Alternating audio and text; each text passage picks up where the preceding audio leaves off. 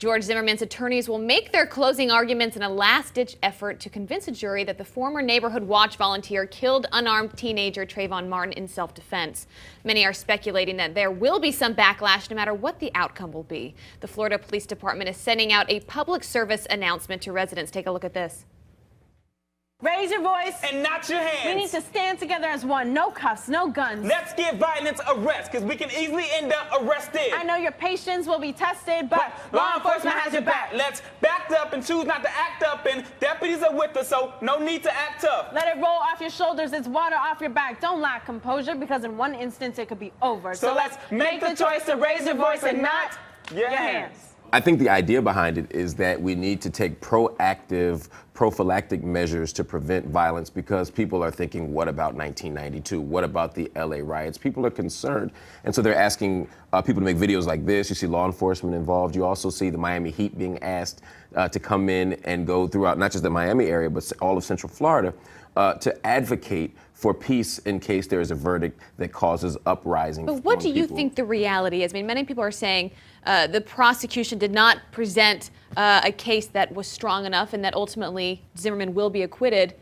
Assuming that does happen, I mean, what do you think the reality is in terms of backlash, in terms of violence? The reality is I think people are going to be upset. I think people are going to be frustrated, but I don't think people are going to riot. I think that it's problematic to assume that just because black people don't like a verdict, that they're going to behave like animals. You know, it's the wrong narrative of black people. And to suggest that whenever black people have an injustice occur, that they somehow respond with violence is simply, it's disingenuous and it's historically inaccurate. This is a case where a prosecution is making an argument. They probably haven't met the burden.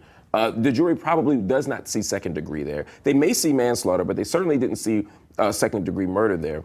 And so that's a different kind of outcome. People are going to probably look and say, wow, that prosecution didn't do a good job. Wow. Is that how you feel? No. I don't think I wouldn't say the prosecution has done a bad job. They've made some tactical blunders for sure. Having George Zimmerman's words on the stand without George Zimmerman's body on the stand was problematic because there's no opportunity to cross-examine him. The closing yesterday was impassioned. It was clever. It was like a sermon. It was one of their brightest moments. But he still didn't articulate a theory. He still didn't give a thread of what happened that the jury can take back, because at the end of the day, that passion's going to matter, that emotion's going to matter, because there's a boy who's dead on the street, and there needs to be some justice for him. Do I think they'll side with Zimmerman? Perhaps. Manslaughter is a much more likely thing. When you have legal experts say, when there's a body on the ground and we know who did it, it's hard for the jurors to walk out of that room without somebody going to jail for it. They probably wouldn't feel comfortable doing second-degree murder because they don't know if ill will was in George Zimmerman's mind or heart, but they do know that something happened that should not have. So if it is manslaughter, then what does that mean for Zimmerman?